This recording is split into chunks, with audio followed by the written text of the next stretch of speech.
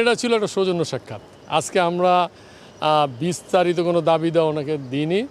আমরা সৌজন্য সাক্ষাৎ করেছি এবং ওনায় বলেছেন ঈদের পরে লম্বা সময় দিবেন, সেই সময় আমরা আমাদের বিস্তারিত যে দাবি দেওয়াগুলো আছে যেটা করলে অর্থনীতির সামনের দিকে এগোবে। বাজেট নিয়ে আমাদের দাবি আমরা ইতিমধ্যে মাননীয় অর্থমন্ত্রীকে জানিয়েছি, এনবিআরের চেয়ারম্যান সাহেবকে জানিয়েছি, নতুন করে এটা আমরা ওনাকে জানাইনি।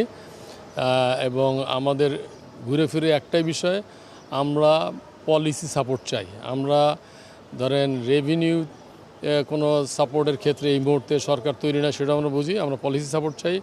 পলিসি সাপোর্ট পেলে আর আমরা চাই যেন ইনফ্রাস্ট্রাকচারে গভর্নমেন্ট দ্রুত ইনভেস্ট করে, বিশেষ করে এনার্জি নিয়ে, এবং ঢাকা চিটাং এক্সপ্রেসওয়েটা যেন দ্রুত হয়। 3 নম্বর হচ্ছে যেন পোর্টের ইফিসিয়েন্সি বাড়ে, যাতে করে আমাদের ব্যবসা করার খরচটা কমে আসে। এটা আমাদের চাওয়া, এবং এটা তো লং টার্ম প্ল্যানিং। উনি বলেছেন অনেক প্রবলেম ওনাদের এই সরকার ইনহেরিট করছে, এটাই বাস্তবতা। এটা গ্র্যাজুয়ালি এগুলো আস্তে আস্তে ওরা সমাধান করবে। উৎসবটা যেন আনন্দময় হয়, সেই জন্য আমরা সবাই কষ্ট করছি।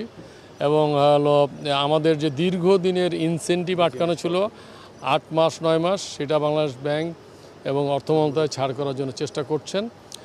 এ ব্যাপারে আমরা ওনাদের আশ্বাস পেয়েছি।